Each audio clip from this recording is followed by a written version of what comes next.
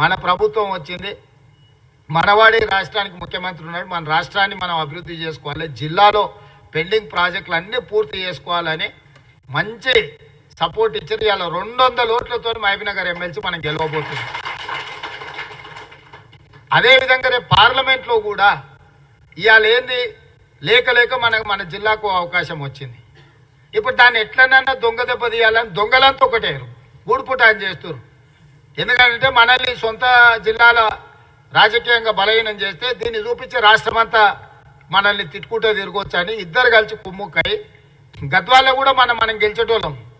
దొరసాని వచ్చి మొత్తం తీసి అవతల అల్లుకి వేయించింది. అప్పటి వరకు కొట్లాడేది. అవునా? ఓట్ల కంటే ముందు రోజు వరకు మామ అల్లుడు ఫుల్ పంచాయతీ అన్నారు. కానీ ఓట్ల కాడికి రాగానే దొరసాని వచ్చి మొత్తం తీసుకుపోయి అల్లునికి వేయించింది. లేకపోతే కాంగ్రెస్ కళ్ళు మూసుకొని గెలిచే సీటు గద్వాల సీటు. ఇప్పుడు కూడా వీళ్ళంతా గూడుపుటాన్ చేస్తున్నారు. నేను అడిగిన ఎందుకే అట్లా గూడుపుటాన్ చేస్తున్నారు అంటే, సార్ నిన్ను మహబూబ్నగర్లో దెబ్బతీస్తే మొత్తం రాష్ట్రం అంతా ఈ ప్రభుత్వాన్ని బలహీనం చేసినట్టు అవుతుంది, నీ మీద కుట్ర జరుగుతున్నది సార్ అని కొంతమంది అందులో కూడా మన అభిమానులు ఉంటారు కదా, వెనకంగా అంత కుట్ర జరుగుతున్నది సార్, ఇక మేము బయట వాడలేము, షానేళ్ళ నుంచి కలిసి ఉన్నామని వచ్చి చెప్పిపోతున్నారు. అందుకే మహబూబ్నగర్ జిల్లా ప్రజలకు నా విజ్ఞప్తి ఒకటే, ఇవాళ మనల్ని కాదని ఎవరికన్నా వేస్తే ఏమన్నా మన జిల్లాకి ఏమైనా ప్రయోజనం ఉందా? 10 ఏళ్ల నుంచి నరేంద్ర మోడీ ప్రధానమంత్రి కదా, అర్ణమ్మ 5 ఏళ్ల నుంచి ఆ పార్టీలనే ఉంది కదా, పోయినసారి కూడా పోటీ చేసింది కదా.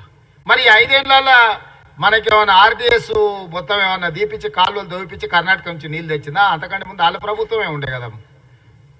లేకపోతే మీ ఊర్లో ఏదేంది నీళ్ళకు ఇది చేసినాం కదా, తుమ్మిల ప్రాజెక్టుకి ఏమైనా కొట్లాడిందా? ఆర్జీఎస్ ఆయకట్టు కానీ తుమ్మిల ప్రాజెక్టుకు కానీ ఏమన్నా చేసిందా? మహబూబ్నగర్ జిల్లాకు మోడీతోనే ఏమన్నా ఓ 10,000 కోట్లు ఏమైనా పట్టుకొచ్చిందా? మరి ఆ మొత్తం ప్రధానమంత్రినే జాతీయ ఉపాధ్యక్షురాలు ఉండే డీకే అర్ణమ్మ జాతీయ ఉపాధ్యక్షురాలుగా పాలమూరు రంగారెడ్డి ఎత్తిపోతల పథకానికి జాతీయ హోదా తెచ్చుండొచ్చు కదా. నువ్వు మాత్రం జాతీయ ఉపాధ్యక్షురాలు తెచ్చుకున్నావు, మహబూబ్నగర్కు పాలమూరు రంగారెడ్డి ఎత్తిపోతలకు మాత్రం జాతీయ హోదా ప్రాజెక్టుకు తీసుకురాలే. 10 పైసలు ఏమన్నా తెచ్చిండ్రా? మరి ఇవాళ ఎక్కడ తిరిగి ఇంత మంచి జరిగింది, పాలమూరు బాగుపడేటట్టుంది, దీన్ని ఎట్లన్నా ఖతం చేయాలని చెప్పి ఇవాళ వంశీచంద్రెడ్డి మీద డాక్టర్ మల్లురవి గారి మీద కోపం కాదు, రేవంత్ రెడ్డిని దెబ్బతీయాలి, ఎట్లనైనా చేసి దెబ్బతీయాలంటే పార్లమెంట్లో మనం కింద మీద చేయాలని పని కట్టుకొని టీఆర్ఎస్ వాళ్ళు బీజేపీ వాళ్ళు కూడా వలుకొని మాట్లాడి చేస్తారు. మన గద్వాల్లో ఏం జరిగిందో మీరు ఒకసారి ఆలోచన చేయరు. నేను కొత్తగా చెప్పను, మన కార్యకర్తలు లేకపోతే అభిమానులు ఇన్నే ఉండరు కదా, మీరు చూడండి. గద్వాల్ల బంగ్లోలు ఇన్నేళ్ళు కొట్లాడినరు, మన ఎన్నికలు రాగానే కాంగ్రెస్ ఓడగొట్టనికే బంగ్లోలు అంతా ఒకటైనరా లేదా? మరొకరు టీఆర్ఎస్ ఒకరు బీజేపీ కదా, ఎట్లా ఒకటవుతారు? ఇప్పుడు జిల్లాలో కూడా గదే బంగ్లా రాజకీయం నడుస్తుంది. ఇద్దరు అడ్జస్ట్మెంట్లా ఎట్లనైనా చేసి కాంగ్రెస్ పార్టీని దొంగ దెబ్బతీయాలి. కాంగ్రెస్ పార్టీని దెబ్బతీస్తే రేవంత్ రెడ్డిని బయట అంతా అడగొచ్చు, నీ సొంత జిల్లాల్లో గెలవలేదు నువ్వేందని.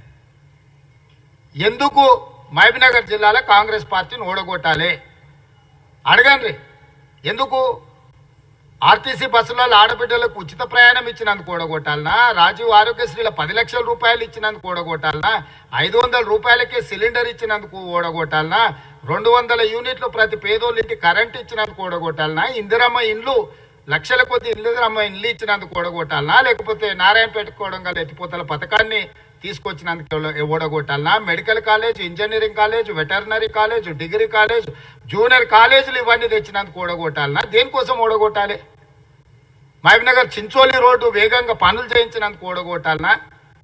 ఇవాళ కర్ణాటక రాష్ట్రంతో కొట్లాడి మా నీళ్లు మాకు కావాల్సిందే, మా ప్రాజెక్టు పూర్తి చేయాల్సిందే అని ఢిల్లీకి వెళ్ళి పాలమూరు రంగారెడ్డి ఎత్తిపోతారు ప్రాజెక్టు జాతీయ ప్రాజెక్ట్ చేయాల్సిందే అని నరేంద్ర మోడీ గారితో మిగతా మంత్రులతో కొట్లాడినందుకు ఓడగొట్టాలన్నా? దేనికి మహబూబ్నగర్లో కాంగ్రెస్ పార్టీని కాదని ఓటేయాలి? ఏ మోకం పెట్టుకొని బీజేపీ వాళ్ళు ఓటు అడుగుతుండ్రు? 10 ఏళ్ళు ఆయన్నే ప్రధానమంత్రి, ఇంకేమవుతాడు? చంద్రమండలానికి రాజు అవుతాడా మోడీ? ఇప్పుడు మహబూబ్నగర్లో బీజేపీ ఓటేస్తే ఏమవుతాడు? ఆయన చంద్రమండలానికి రాజై మనకు పనులు చేస్తాడా? వాళ్ళు ఈడు ఉండేటోళ్ళు కాదు, ఓట్ల కోసం వచ్చేటోళ్ళు పోయేటోళ్ళు. సంక్రాంతి పుడక గంగరేతులో లాగానే బీజేపీ వాళ్ళు అంటే ఉండేది మనం, చేసేది మనం. 14లో 12 ఎమ్మెల్యేలు గెలిపించారు మీరు అందరూ అనుకుంటే. 2 చిన్న చిన్న తప్పిదాలతో తప్పు జరిగింది.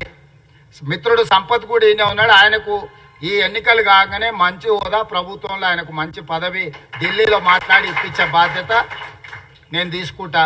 ఢిల్లీలో పోయి మల్లికార్జున్ ఖర్గే గారు ఎట్లాగో ఆయనకు దగ్గరనే, ఆయన పెంపుడు కొడుకే ఖర్గే గారికి, రాహుల్ గాంధీ మేడంతో మాట్లాడి సంపత్ కూడా ప్రభుత్వంలో ఒక మంచి హోదా కల్పించే ఏర్పాటు చేపిస్తా. జిల్లాల ఏ ఒక్కటి కూడా వెనుకకు తిరగకండి. చిన్నది ఏదైనా ఎట్లాగో సార్ మెజార్టీతోనే గెలిపిస్తలేదు సార్ చూశాను, మీరు గిన అక్కడిక్కడ ఏమన్నా పెళ్లిలకు, పేరంటాలకు, దావతులకు, లేకపోతే రాయచూరు పోయేద్దామని ఆ పక్క గిన పోతురు అనుకోండి,